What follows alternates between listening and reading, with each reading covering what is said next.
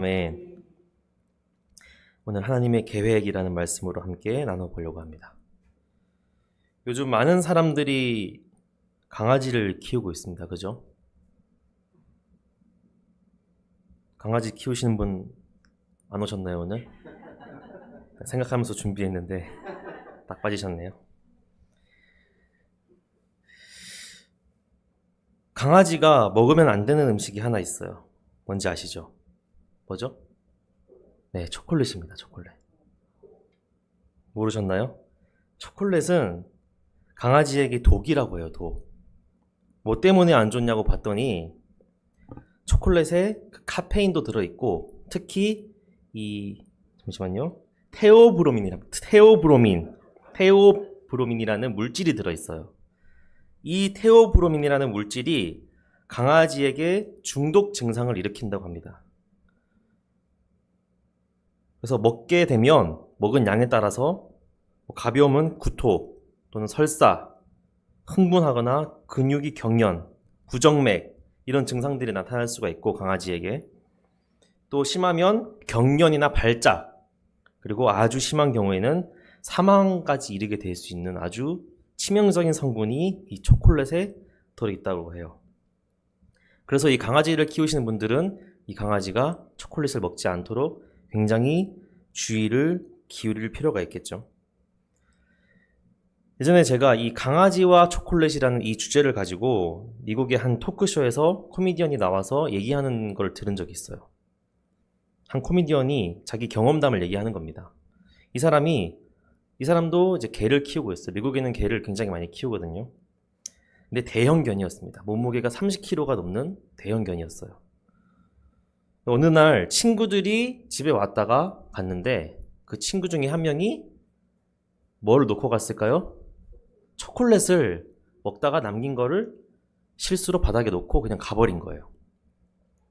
근데 이 코미디언도 친구들 배웅해 주려고 1시간 정도 나가 있다가 왔는데 어떻게 됐을까요?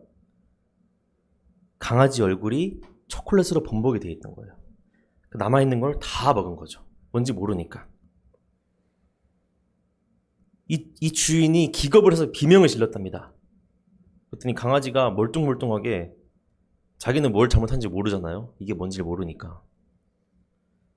큰일이 난 겁니다. 근데 이럴 때 방법이 하나가 있대요. 뭘까요? 네? 강아지 키우시는 분이 없어가지고. 그 먹었던 초콜릿을 토하게 하면 되겠죠. 아직 소화가 되기 전에. 토하게 하는 방법이 과산화수소라는 것을 먹이면 이 위에서 그게 거품을 일으키면서 이렇게 커진대요. 그러면서 초콜릿이 이렇게 밖으로 토를 하게 되는 그런 현상이 일어난다고 합니다. 하지만 초콜릿이 소화되기 전에 빨리 그거를 해야 돼요. 빨리 과산화수소를 먹여야지 토를 하는 거예요, 초콜릿을. 그래서 이 코미디언이 과산화수소를 먹이려고 하는데 집에는 없는 겁니다. 그래서 얼른 약국으로 가려고 이 강아지 목에 목줄을 채웠어요. 그러니까 강아지가 신이 났어요. 왜? 산책 가는 줄 알고, 야, 이 게을렀던 주인이 드디어 나를 데리고 산책을 가는구나. 이 코미디언이 급해서 막 뛰어가니까 이 강아지도 신나게 뛰는 겁니다. 와, 빨리 가는구나. 신난다. 그래서 금방 약국에 도착해서 그 과산화수소를 샀습니다. 근데 문제가 뭐죠? 강아지가 이거를 먹겠어요, 안 먹겠어요? 안 먹는다는 말이에요. 그래서 이 주인이 어떻게 할까 고민하다가 일단 얼굴에 좀 뿌려봤답니다. 이렇게 입으로.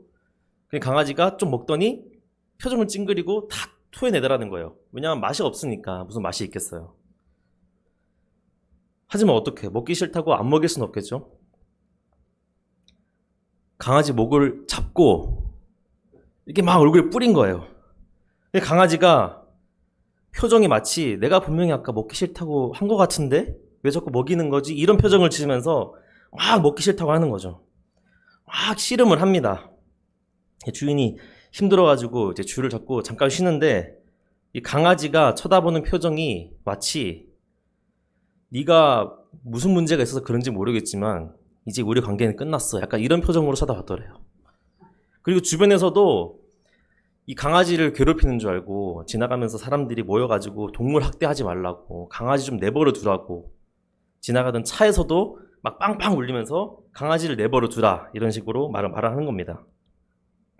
근데 어떡하겠어요. 지금 죽어가고 있는데 이걸 안 먹이면 죽는데 초콜릿을 토해내게 해야 되잖아요.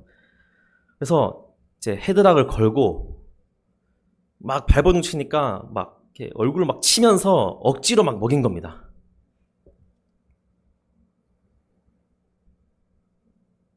오랜 노력 끝에 입으로 들어갔는지 코로 들어갔는지 모르겠대요. 어쨌든 먹었나 봐요. 먹었더니 강아지 표정이 약간 이상해지면서 갈색 거품을 토해내기 시작했답니다. 뭐죠? 아까 그 먹었던 초콜릿이 이제 토해서 나오게 된 거예요. 그리고 그때부터 강아지와 사이가 안 좋아졌다고 합니다. 지금까지도. 왜냐하면 강아지는 지금 이게 무슨 상황인지 전혀 이해를 못 하잖아요. 강아지 입장에서 보면 뭐 초콜릿, 뭐 테오브로민 이런 거 알겠어요? 과산화수소 알겠어요? 모르잖아요. 그냥 산책 가자고 해서 나왔는데 속은 거죠. 갑자기 이상한 걸 먹이더니 먹기 싫다고 했는데 강제로 먹였어. 그러니까 결국 토하게 됐잖아. 이게 지금 뭐 하는 거지? 정말 황당한 상황이란 말이죠. 이 상황을 강아지가 이해할 수 있겠습니까? 아무리 옆에 앉혀놓고 네가 먹은 거는 테오브로민이고 이걸 먹으면 네가 사망에 이를 수 있어. 그래서 내가 과산화수소를 먹여서 토하게 한 거야 라고 설명해줘도 모르겠죠. 그때 왜 내가 토하게 한 그 음식을 먹였냐 이런 원방만 받게 되겠죠. 강아지들은 이런 것들을 이해할 수 없기 때문입니다. 그저 주인이 하라는 거 잘하고 하지 말라는 거 안 하면 건강한 삶을 사는 그런 강아지들이기 때문이에요.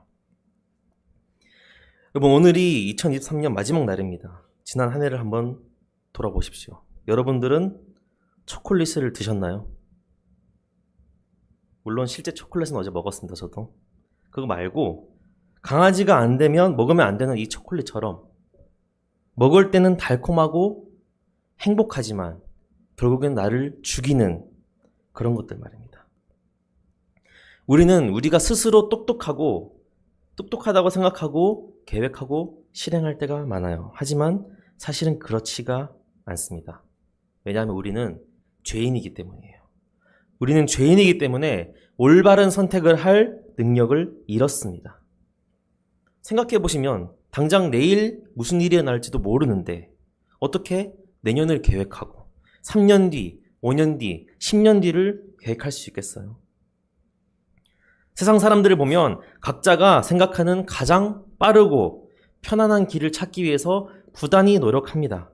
행복한 길, 행복에 이를 수 있는 길, 부자가 되는 길, 성공할 수 있는 길, 이 길들을 찾기 위해서 나름대로 고민하고 찾아보고 그것을 따라 계획하고 실행하죠.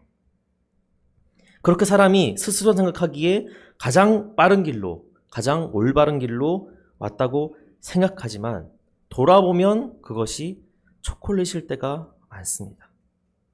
정말 완벽한 계획을 세웠고 빈틈없이 계획대로 잘 달려왔다고 생각했는데 결국에는 그게 나에게 독이 될 때가 있다는 것입니다. 모든 사람은 죄인이기 때문에 올바른 선택을 할 능력이 없다는 것이죠. 그러면 죄인인 우리가 어떻게 해야 될까요?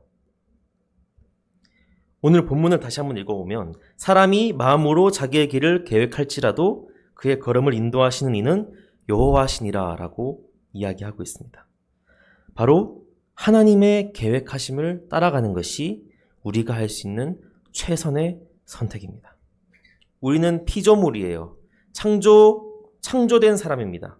창조된 우리 피조물이 할 수 있는 최선의 선택은 바로 창조주이신 하나님의 뜻에 따라 사는 것이라는 겁니다.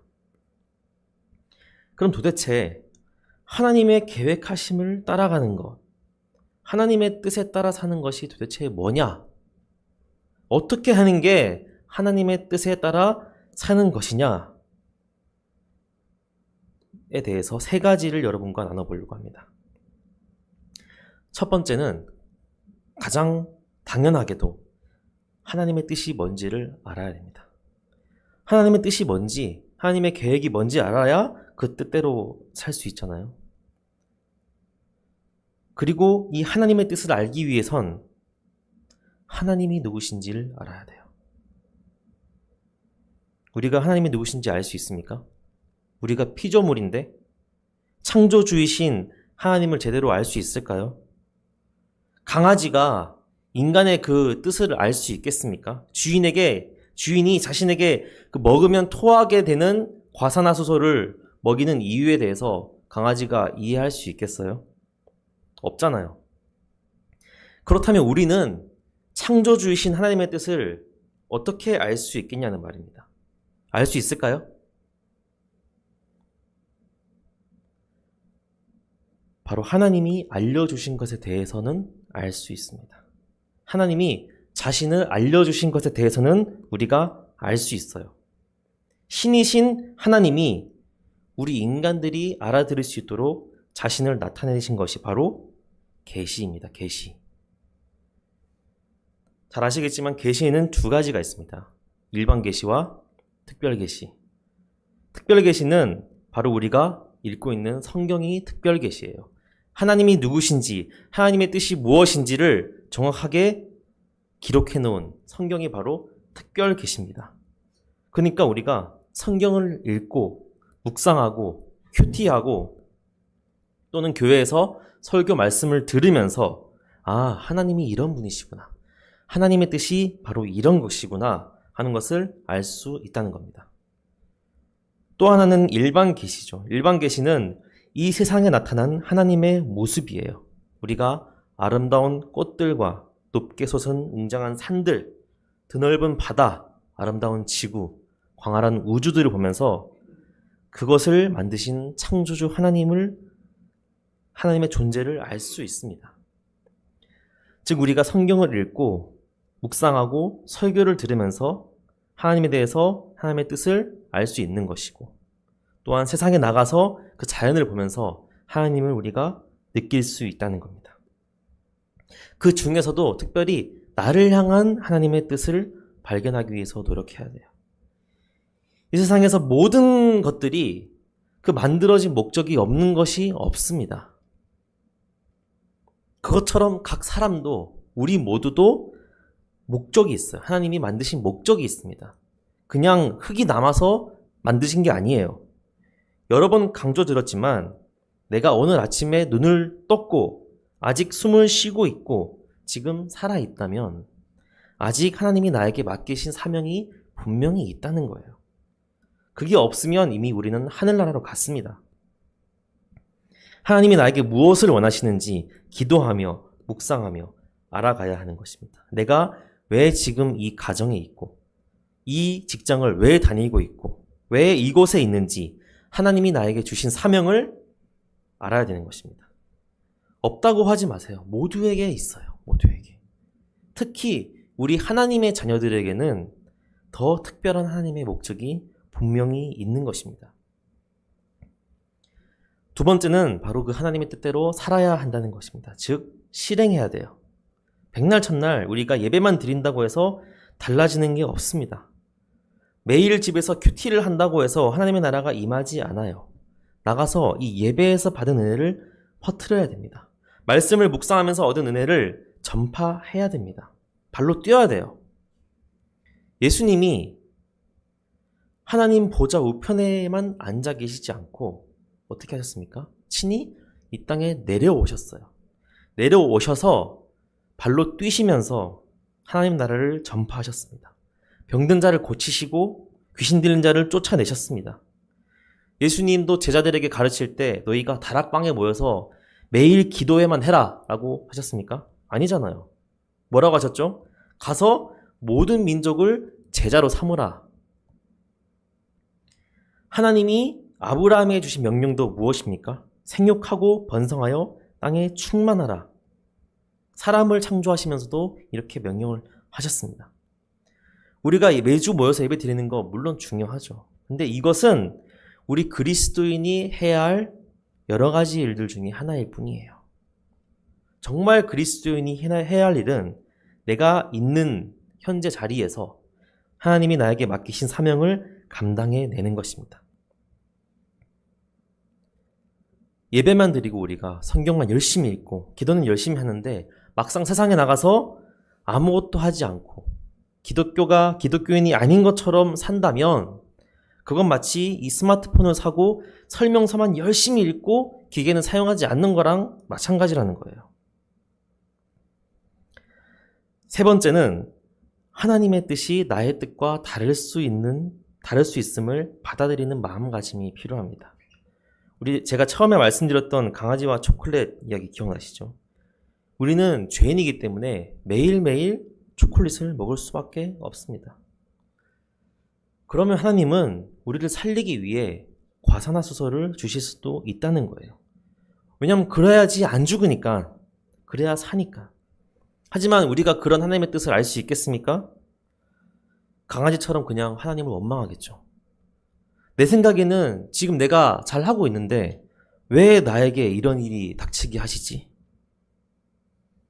내 생각에는 이렇게 해야지 내가 행복할 수 있고 성공할 수 있는데 왜 하나님은 나만 미워하실까? 왜 나에게만 아무 관심도 없고 이런 불행 가운데 그냥 살게 하시는 거지? 이런 원망을 하게 될 수도 있다는 거죠. 우리가 계획하는 것들이 그대로 이루어지지 않고 원하는 대로 삶이 흘러가지 않을 때면 하나님을 원망하고 세상을 원망하기 이전에 그 자리에 멈춰 서서 혹시 내가 잘못된 길을 가고 있던 건 아닐까?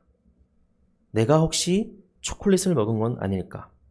혹시 내가 스스로 망하고 있는 길로 가고 있던 건 아닐까? 그래서 하나님이 나를 바른 길로 인도하시기 위해서 그러신 건 아닐까 잘 생각해 보시기 바랍니다.